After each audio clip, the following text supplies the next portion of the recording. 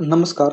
आज आपण या व्हिडिओच्या माध्यमातून पाहणार आहोत, की विकास व सेवा या मेनूमधील उरलेले जे मेनू आहेत, त्या मेनूंची डेटा एंट्री कशाप्रकारे करायची. आता आपण या व्हिडिओमध्ये पाहू, की शिक्षण व युवक कोपरा या मेनूची डेटा एंट्री कशाप्रकारे करायची ते. तर याच्यामध्ये शिक्षण व युवक कोपरा हा मेनू ओपन केल्यानंतर आपल्यासमोर बघा इथं शाळांची माहिती व विद्यार्थ्यांची कामगिरी असा एक मेनू आपल्याला इथं सर्वप्रथम दिसतोय. तर याच्यामध्ये काय आहे, की याच्यामध्ये आपल्याला अशा प्रकारचा हा ग्रिड व्ह्यू पाहायला मिळतोय. तर या ग्रिड व्ह्यूमध्ये मी याला एकदा रिफ्रेश करतो. तर रिफ्रेश शाळेतील जे काही गुणवंत विद्यार्थी आहेत, जे तुम्हाला गावातील ज्या काही शाळा असतात त्या गुणवंत विद्यार्थ्यांची माहिती आपण इथं ॲड करण्याचं प्रोव्हिजन दिलेलं आहे. आता इथं बघा खाली आपण प्लसचं बटन दिलं आहे. या प्लस बटनवर क्लिक केलं. या प्लस बटनवर क्लिक केल्यानंतर आपण नवीन डेटा एंट्री जी आहे ती नवीन डेटा एंट्री इथं करू शकतो. आता मी ऑलरेडी काही एंट्री इथं टाकून ठेवलेल्या आहेत. तर याच्यामध्ये मी काय करतो, यांना एडिट करून दाखवतो, की कशाप्रकारे आपण यांची डेटा एंट्री करू शकतो इथे. ठीक आहे. आता बघा मी इथे एक एंट्री एडिट केली आहे आणि एडिटमध्ये मी ऑलरेडी डेटा एंट्री केली आहे. अशा प्रकारची डेटा एंट्री तुम्हाला सुद्धा करायची आहे. तर इथं बघा शाळेचे नाव आहे. शाळेच्या नावामध्ये इथं आपल्याला शाळेचं नाव टाकायचं. आता इथं बाय मिस्टेकली मी इथं विद्यार्थिनीचं नाव टाकलेलं आहे. त्याला मी इथं करेक्ट करून घेतो.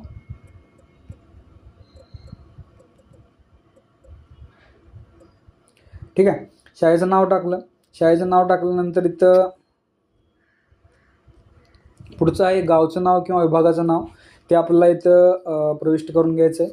त्यानंतर इथं विद्यार्थ्याचं नाव, फॉर एक्झाम्पल पूजा संजय शिंदे असं मी इथं टाकलेलं आहे. त्यानंतर वर्ग इयत्ता 10वी. ठीक आहे. तर यांचा वर्ग किंवा इयत्ता कोणती आहे ती इथं टाकून घ्यायची. त्यानंतर टक्केवारी किंवा यांना किती गुण भेटले यांचा म्हणजे यांचं अचिव्हमेंट काय आहे ते आपण इथं नेक्स्ट ह्याच्यामध्ये टाकू शकतो. विशेष उपलब्धी किंवा यांनी याच्या व्यतिरिक्त दुसरे कोणते तरी यांना अवॉर्ड वगैरे भेटला असेल किंवा यांचे जे काय हुशारी आहे हे यांनी दाखवले असेल तर ते आपण इथं विशेष उपलब्धीमध्ये दाखवू शकतो. त्यानंतर पुढचा आहे प्रदर्शन क्रममध्ये आपला डिस्प्ले सिक्वेन्स टाकायचा आहे. स्थितीमध्ये आपल्याला स्टेटस टाकायचं आहे, ॲक्टिव्ह आहे की डिॲक्टिव्ह आहे. त्यानंतर त्या विद्यार्थ्याचा एखादा फोटो टाकायचा जो आपल्याला वेबसाईटला दाखवता येईल. अशा प्रकारे आपण ही सगळी जी डेटा एंट्री आहे ती सगळी डेटा एंट्री आपण इथून करू शकतो. आता ह्याला आपण इथं खाली दिलेल्या सेव्ह बटनवर क्लिक केलं तर याची हे सेव्ह बटनवर आपण क्लिक केलं तर याची जी काय डेटा एंट्री आहे ही डेटा एंट्री इथं ऑटोमॅटिकली सेव्ह होऊन जाते. ठीक आहे. आता हे झालं आपण शाळांची माहिती व विद्यार्थ्यांची कामगिरी याच्यामध्ये एक मी एंट्री करून दाखवली. तुम्ही मल्टिपल एंट्री त्याच्यामध्ये करू शकता. त्यानंतर पुढचं आहे ते म्हणजे शिष्यवृत्ती योजना.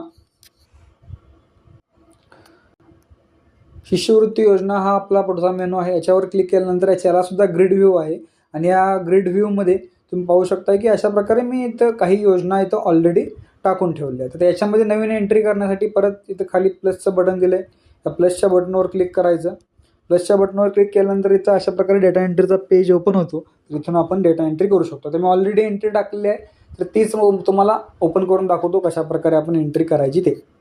आता इथं बघा मी हा सावित्रीबाई फुले शिष्यवृत्ती योजना याची एंट्री केली होती. तर याच्यामध्ये बघा योजनेचं नाव विचारलं आहे. इथं योजनेचं नाव टाकायचं. पात्रता निकष किंवा याच्यामध्ये याची एलिजिबिलिटी किंवा याचे टर्म्स अँड कंडिशन्स काय असतात ते इथं टाकून घ्यायचं. त्यानंतर अर्ज लिंक किंवा वेबसाईट आहे, वेबसाईटची लिंक टाकायची.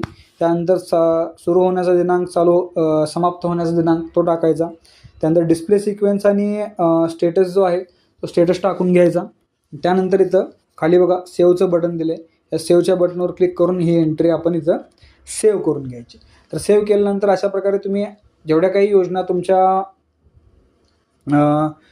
शाळेमध्ये किंवा गावामध्ये म्हणा शिष्यवृत्तीच्या योजना यांची माहिती आपण इथं दाखवू शकतो आणि ती वेबसाईटवर तुम्हाला पाहायला इझिली मिळून जाते. त्यानंतर पुढचं आहे करिअर मार्गदर्शन नावाचा मेनू आहे. आता यावर मी क्लिक करतो. करिअर मार्गदर्शन म्हणजे आता ग्रामपंचायततर्फे काही करिअर मार्गदर्शनचे प्रोग्राम किंवा एखाद्या गावातील शाळांतर्फे करिअर मार्गदर्शनचे प्रोग्राम शाळा कॉलेजच्या विद्यार्थ्यांसाठी. तर याची जी इन्फॉर्मेशन आहे ती इन्फॉर्मेशन आपण डेटा एंट्री इथून करू शकतो आणि ही केलेली डेटा एंट्री तुम्हाला तुमच्या वेबसाईटवर पाहायला मिळून जाईल. ठीक आहे. आता ह्याच्यामध्ये नवीन एंट्री करण्यासाठी इथं पण ग्रिड व्ह्यू आहे ॲज पर आपलं नॉर्मल फॉलो प्रोसिजर. आता इथं खाली बघा प्लसचं बटन दिलं आहे. या प्लसच्या बटनवर क्लिक करून तुम्ही नवीन एंट्री टाकू शकताय. तुम्हाला जर इथं एखादी एंट्री मी आता एखादी एंट्री एडिट करून दाखवते कशाप्रकारे तुम्ही एंट्री टाकू शकता इथे. आता इथं करिअर मार्गदर्शन कार्यक्रम आहे. करिअर मार्गदर्शन कार्यक्रमामध्ये आपण काय करायचं इथं कार्यक्रमाचे नाव काय असेल ते नाव तुम्ही टाकू शकता. आता मी फॉर एक्झाम्पल टाकले करिअर मार्गदर्शन कार्यशाळा. मार्गदर्शकाचे नाव, मार्गदर्शक कोण आहे याची माहिती टाकायची, त्यांचे नाव टाकायचं. त्यानंतर दिनांक टाकायचं, कधी आहे हा मार्गदर्शन ते. विषय टाकायचा, कार्यक्रमाचे ठिकाण टाकायचं, डिस्प्ले सिक्वेन्स आणि स्टेटस टाकायचा. त्यानंतर ते तिथं आपल्याला त्याला सेव्ह बटनवर क्लिक करायचं. सेव्हवर क्लिक केल्यानंतर ही एंट्री सेव्ह होऊन जाते. आता इथं मी सेव्हवर क्लिक करतो. तर अशा प्रकारे ही एंट्री इथं अपडेट होऊन जाते. आता मी इथं तुम्ही पाहू शकता मी 3 एंट्रीज टाकलेल्या आहेत. तुम्हाला हवं तसं इथं एंट्रीज टाकू शकता आणि त्या एंट्रीज ज्या आहेत त्या तिथं वेबसाईटला पाहायला मिळून जातात. ठीक आहे. आता हे झालं आपलं करिअर मार्गदर्शनचा मेनू. त्यानंतर पुढचं आहे ते म्हणजे महिन्याचा विद्यार्थी सन्मान. म्हणजे आता काही ठिकाणी स्टुडंट ऑफ द मंथ वगैरे असं काहीतरी असतं, तर त्याची इन्फॉर्मेशनसुद्धा देण्याचं प्रोव्हिजन आपण इथे केलेलं आहे की प्रत्येक शाळेमधून ब्रिलियंट स्टुडंट कोण आहे ते. तर आता इथं बघा याच्यामध्ये अशा प्रकारे ग्रिड व्ह्यू आहे. इथं खाली प्लसचं बटन दिलं आहे. त्या प्लसच्या बटनवर क्लिक करून आपण अशा प्रकारे याची डेटा एंट्री करू शकतो. आता मी ऑलरेडी टाकलेले एंट्रीज आहेत त्यांना एडिट करून दाखवतो डेटा एंट्री कशी करायची ते. आता इथं विद्यार्थ्याचं नाव टाकायचं, त्यानंतर इथं विद्यार्थ्याचा शाळेचं नाव, त्यानंतर इथं वय, निवडीचे कारण म्हणजे यांना का सन्मान भेटतो त्याचं कारण लिहायचं, इयत्ता टाकायची, त्यांचा फोटो टाकायचा आणि थोडंसं खाली स्क्रोल करून खाली यायचं. त्यानंतर पुढं आल्यानंतर बघा आपण इथं हे केलं आहे की इथं डिस्प्ले सिक्वेन्स दाखवला आहे, त्यानंतर स्टेटस दाखवला आहे. डिस्प्ले सिक्वेन्समध्ये आपण इथं किती नंबरला हा फोटो दाखवणं अपेक्षित आहे ते इथे घेऊ शकतो आणि स्थितीमध्ये यांचा स्टेटस दाखवू शकतो की हा स्टेटस यांचा काय आहे, ॲक्टिव्ह आहे की डिॲक्टिव्ह आहे. एवढं सगळं भरून आपल्याला इथं खाली बघा सेव्हचं बटन दिलं आहे. सेव्हच्या बटनवर मी क्लिक केलं. सेव्हच्या बटनवर क्लिक केल्यानंतर आपली एंट्री इथं इन्सर्ट होऊन जाते. आता मी इथं अपडेट केली होती म्हणून अपडेट होऊन गेली. तर आता हे आपण इथं अशा प्रकारे या मेनूमध्ये डेटा एंट्री जी आहे ती इथं आपण करू शकतो. ठीक आहे.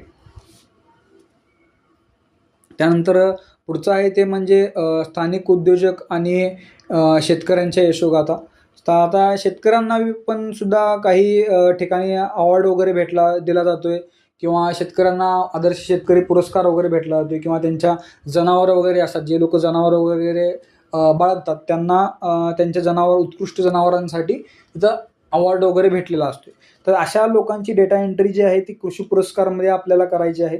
आता इथे याची डेटा एंट्री करण्यासाठी परत आपण ग्रिड व्ह्यू आहे आणि या ग्रिड व्ह्यूमध्ये तुम्ही केलेल्या एंट्रीज दिसतात आणि इथं खाली प्लसचं बटन दिलं. या प्लसच्या बटनवर क्लिक केल्यानंतर डेटा एंट्रीचं पेज ओपन होतं आणि इथून आपण डेटा एंट्री करू शकतो. आता समजा इथं फॉर एक्झाम्पल आता मी एक एंट्री एडिट करून दाखवतो की कशा प्रकारे तुम्ही या एंट्रीज टाकू शकता इथे. आता बघा मी इथं एडिटवर क्लिक करतो. एडिटवर क्लिक केल्यानंतर इथं सर्वप्रथम त्या व्यक्तीचं फोटो विचारला आहे, तो फोटो तुम्ही इथे टाकू शकताय. त्यानंतर त्या व्यक्तीचं नाव टाकायचं नेममध्ये, व्यवसाय, शेती प्रकार, त्यांचा शेती प्रकार किंवा त्यांचा व्यवसाय कोणता आहे ते टाकायचा. काही लोकांचा दुग्ध व्यवसाय वगैरे पण असतोय, ते आपण लक्षात घेऊन इथं डेटा एंट्री करायची आहे. गावाचं नाव टाकायचं, यशाशी संबंधित माहिती, त्यांना कोणत्या बाबतीमध्ये यश भेटलं याची माहिती इथं लिहायची.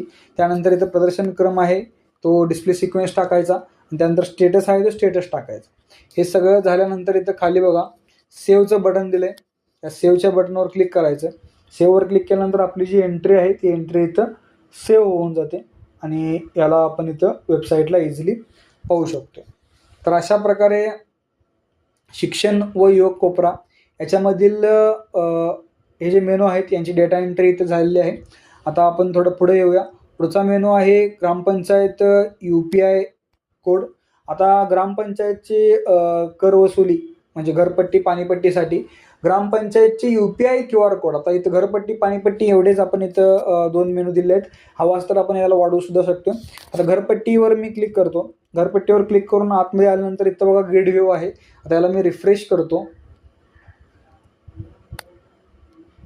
ग्रामपंचायतचा घरपट्टी किंवा पाणीपट्टी किंवा कर वगैरे गोळा करण्यासाठी जे QR कोड असतात ते QR कोड आपण या मेनूमधून इथून अपलोड करू शकतो. आता मी घरपट्टीवर क्लिक करतो. घरपट्टीवर क्लिक केल्यानंतर इथं बघा परत ग्रिड व्ह्यू आहे.